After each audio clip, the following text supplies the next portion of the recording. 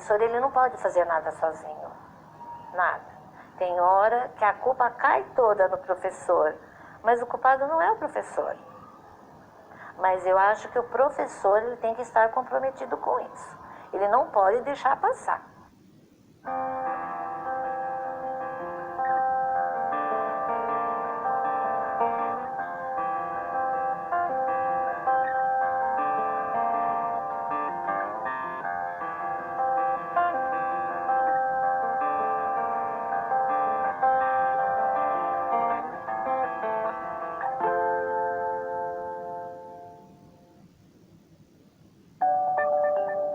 Dentre os distúrbios de aprendizagem, os que aparecem com maior frequência são aqueles relacionados à área da escrita e à área do raciocínio lógico-matemático. Na área da escrita temos a dislexia, a desortografia e a disgrafia. Na área do pensamento lógico-matemático temos a descalculia. Também apresenta-se com frequência um distúrbio relacionado à atenção e à esfera psicomotora, o transtorno de déficit de atenção e hiperatividade e o transtorno de déficit de atenção. Neste programa abordaremos a dislexia, a desortografia e a disgrafia.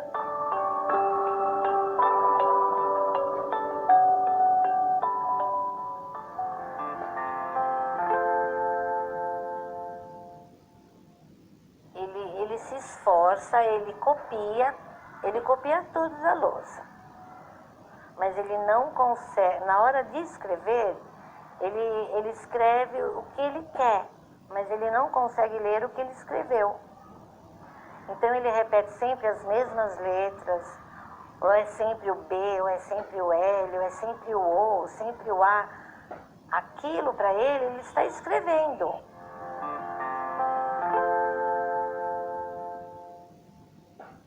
A dislexia é uma dificuldade específica da área da leitura e da escrita. Ela está diretamente ligada ao processamento da informação. Então, a informação que é registrada pelo cérebro e que deve ser decodificada de maneira que possa se atribuir um significado àqueles símbolos, esse processamento mental, no caso da dislexia, ele está prejudicado ou interrompido quando se trata de uma dislexia mais severa. Em uma pessoa que não tem dislexia, no momento da leitura, esta área do lado esquerdo do cérebro é ativada. É nesta área que ocorre a identificação das letras. Esta outra região do cérebro é responsável por dar significado às palavras. E, finalmente, uma terceira área processa todas estas informações. No caso de uma pessoa com dislexia, as áreas responsáveis pela identificação das letras e pelo significado das palavras apresentam problemas neuroquímicos e são bem menos ativadas. Para compensar isso, a parte frontal e até a do lado direito do cérebro são bem mais ativados.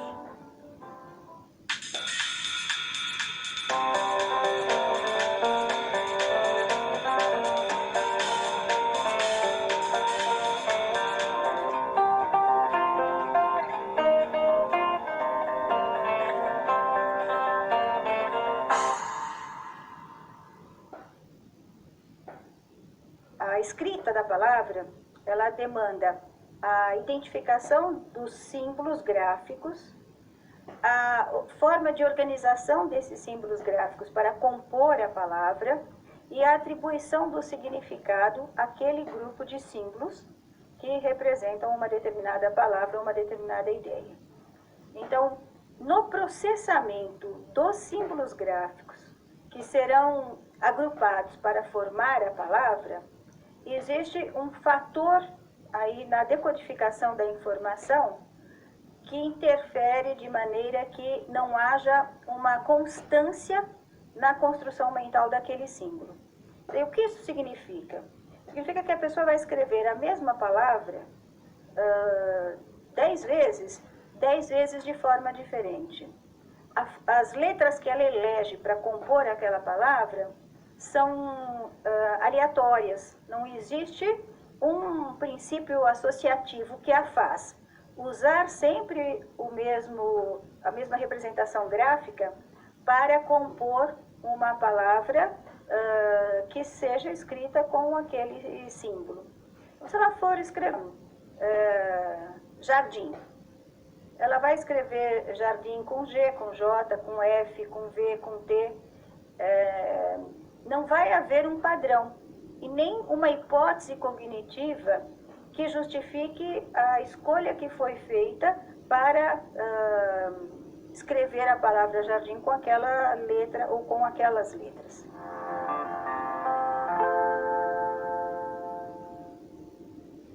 Dependendo do grau da dislexia, esta inconstância no uso dos símbolos vai acontecer com todas as letras, com todos os símbolos gráficos. Uma das formas mais eficientes de se estudar o tema dos transtornos de aprendizagem é a observação da produção dos alunos e a discussão com outros professores e com profissionais de outras áreas. Chamaremos de registros as produções escritas e desenhos feitos pelos alunos.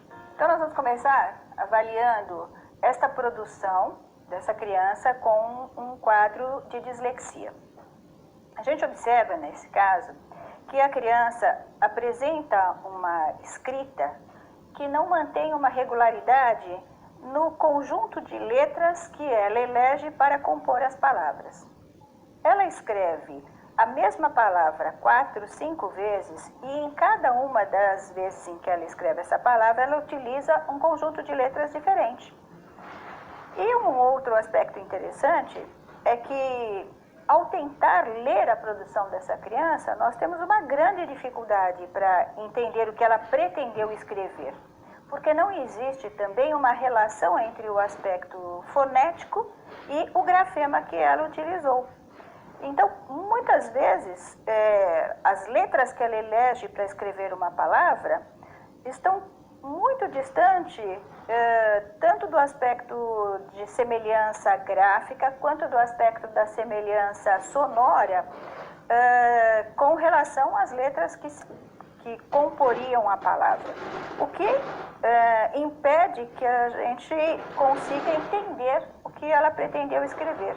Então, neste caso dessa criança, praticamente não dá para entender quase nada do que ela escreveu. Pouquíssimas palavras ela mantém o conjunto de letras adequados para a palavra. Então, por exemplo, a criança pretendia escrever: eu vou para o passeio amanhã. Ela escreveu: eu vou Becodo Naturaga. Depois, quando foi dito a ela que a palavra que ela escreveu não correspondia ao que ela pretendia, ela fez uma nova tentativa. Ela escreveu novamente: eu vou, Dani, vou, meu anago. Novamente ela tentou. Na terceira vez que ela tenta escrever eu vou, ela já escreve eu dog, relume, leno, passeio. Então, ela tenta 3 vezes escrever a mesma frase e em cada uma das tentativas ela escreve um conjunto de palavras diferentes, com letras diferentes e que não tem absolutamente nenhuma relação com o que ela pretendia escrever. Esta característica, então, é a característica fundamental num diagnóstico diferencial, ou seja, não mantém a regularidade no conjunto de letras nas inúmeras tentativas que ela faz de escrever uma mesma palavra. Ele trocava as letras tanto para escrever como para falar. Ele falava sabonete, napim, laranja. Então eu fiquei preocupada. O dia que ele falou para mim: mãe, me dá essa alfomada, que era almofada, e falou: me pega um gorócio ali. Eu falei: filho, aí não. Eu queria muito que ele aprendesse a ler e escrever.